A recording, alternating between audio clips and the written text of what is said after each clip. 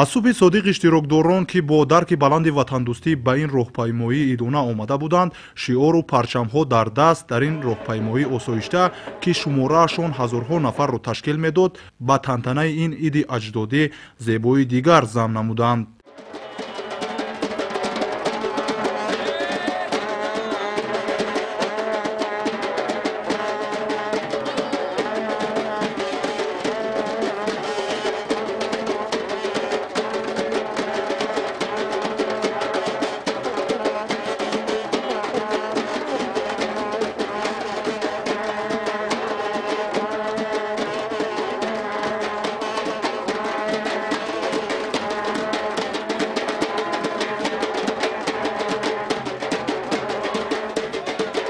парчами давлатӣ ҳамчун рамзи давлатӣ барои ҳар як соҳиб ватан бисёр ҳам азиз ва бисёр ҳам муҳим аст.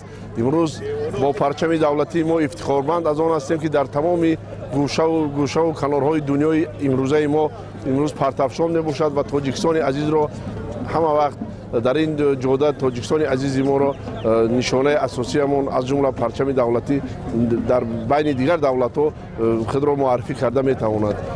барои ҳар як соҳиби ватан, барои ҳар як шаҳрванди кишвари азизамон бо парчами давлатӣ бояд ифтихор кунем, онро эҳтиром кунем ва зери либои он доимо бояд партафшон бошем ва ба қуллаҳои баланд бояд бирасем. дар ҳақиқат имрӯз як рӯзи фараҳ, рӯзи шодӣ аст, чунки мо 31-мин солгарди парчами давлатии ҷумҳурии Тоҷикистонро бо як шукӯҳу шаҳомати бузург қайд карда истодем.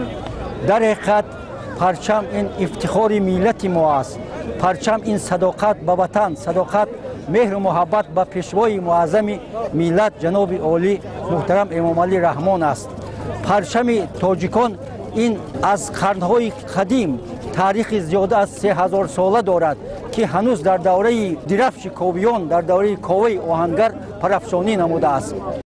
роҳпаймоӣ осоишта аз назди терминали мусофиркашонии шаҳр то назди майдони парчами давлатӣ идома ёфт, ки дар он кормандони ташкилоту муассисаҳо, варзишгарону донишҷӯён ва дигар табақаи ҷомеа бо рӯҳияи баланди идона иштирок намуданд.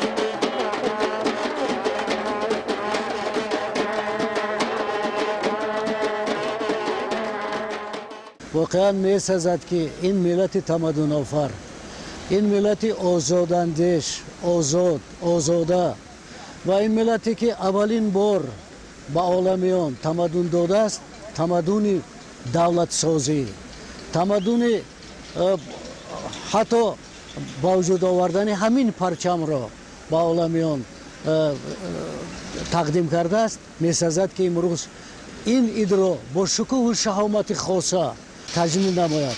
من فکر میکنم که امروز که در فضای آرام و آسودگی کشور تحت سروری خردمندانه اساسگذار اصول وحدت ملی پیشوای ملت محترم امامعلی رحمان این عید باز هم شکوه و شهامت خاصه میگیرد، چون که تمام عالمیان امروز با شرافت همین آرامی و صلح و آزادی این ملت تمدن‌آفر، با شرافت بزرگی خردمندی پیشوای معظم ملت با این ملت تمدن‌آفر از نزدیک شناس شدند و من گمان میکنم که امروز یک عید خیلی مقدس است برای همه مردم تاجیک و تاجیکستانیان.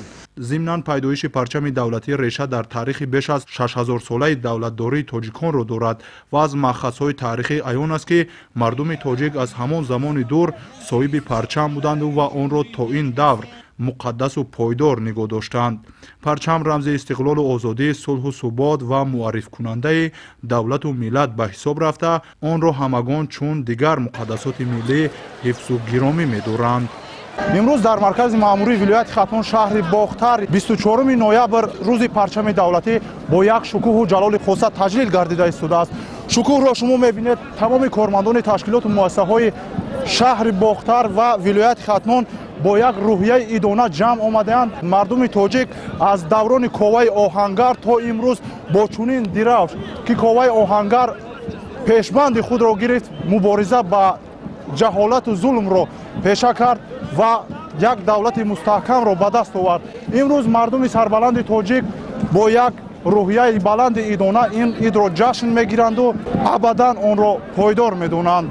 боиси ифтихору фарҳмандӣ аст ки парафшонии парчами давлатӣ сол аз сол дар арсаи байналмилалӣ аз ҷониби варзишгарони кишвар бештар шудааст ки ин аз дарки баланди ватандории ҷавонон дарак медиҳад ва талош менамоянд то ин ливои ковиёнро пайваста баланду парафшон нигоҳ доранд. боиси ифтихор аст ки дар чунин давлати тинҷину амонӣ мо зиндагонӣ дорем.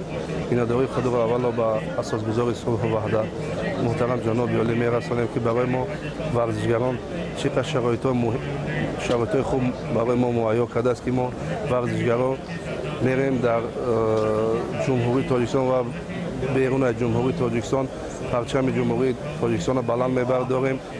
албатта барои мо хеле нангу номуси зиёд аст ки вақте ки то ҳатто охирин бор дар чемпионати ҷаҳон 2023 парчами ҷумҳурии тоҷикистон дар байни 68 давлати дунё ман баланд бардоштам.